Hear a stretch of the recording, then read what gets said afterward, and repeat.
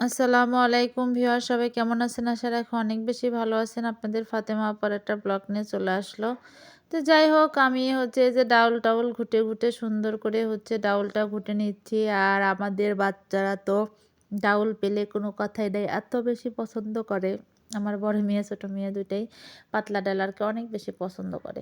আর ডাউল রান্না করলে তার সাথে একটু ছোটো মাছ চচ্চড়ি করলে আর অনেক বেশি ভালো লাগবে। আর আপনাদের ভাইয়াও যে পুঁটি মাছ নিচে রাখছিল, সেগুলাই একটু বেগুন আলু দিয়ে হচ্ছে আর টমেটো দিয়ে আমি ভাবলাম যে সুন্দর করে হাতে মাখিয়ে হচ্ছে ইয়ে করি আর কি, চচ্চড়িটা করি। খেতে মাশাআল্লাহ মজাই লাগবে। তো বেগুনটা আসলে তেমন একটা ভালো না, কেমন জানি শুটকা শুটকার মতো কেমন জানি বেগুন ছিল। তারপরে যাই হোক, আমি একটু সিমও দিয়েছি ওর মধ্যে, সব কিছু দিয়ে হাতে মাখিয়ে সুন্দর মতো একটা চচ্চড়ি তুলে দিলাম। জানি না খেতে কেমন হবে।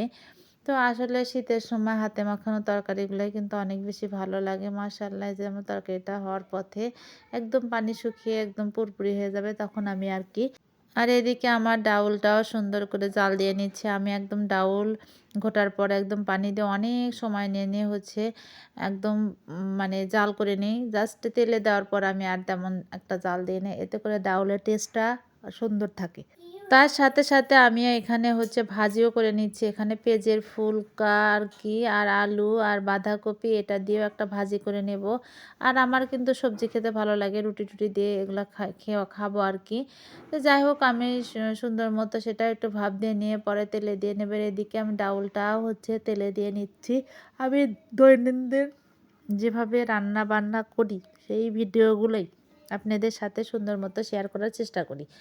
জানি না আপনাদের কাছে কতটা ভালো লাগে, বলতে পারবো না। তবে আমি আমার মতো করে প্রতিদিনই ভিডিও আপলোড দিয়ে যাচ্ছি। খুব একটা লাইক কমেন্ট শেয়ার বেশি পড়ে না। জানি না আসলে কবে আমার ভিডিও সবার চোখে পড়বে এবং মানে সবার দৃষ্টি আকর্ষণ করবে। এই তো যাই হোক, আমার ডাউল তেলে দেওয়া শেষ। আর এইদিকে আমি থালি বাসন যা যা রান্না করার সময় মানে নোংরা হয় সেগুলো সব পরিষ্কার করে নিচ্ছে। আর এদিকে ডাউলের সাথে আলু ভর্তা আমার মেয়ে অনেক বেশি পছন্দ করে। তো মেয়েকে হচ্ছে আমি বসে বসে আলু ভর্তাটাও করে দিচ্ছি।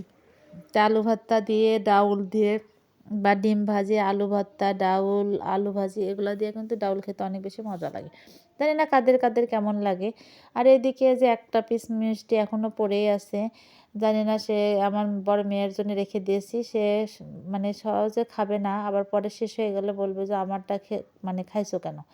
তো যাই হোক, এখানে আমার মেয়ে মারিয়াম বলতেছে আম্মু আলু সুন্দর করে ভর্তা করো, আমার জন্য ঝাল ছাড়া করো। ওর জন্য একটা ঝাল ছাড়া করি, বড় জনের জন্য ঝাল দিয়ে করি।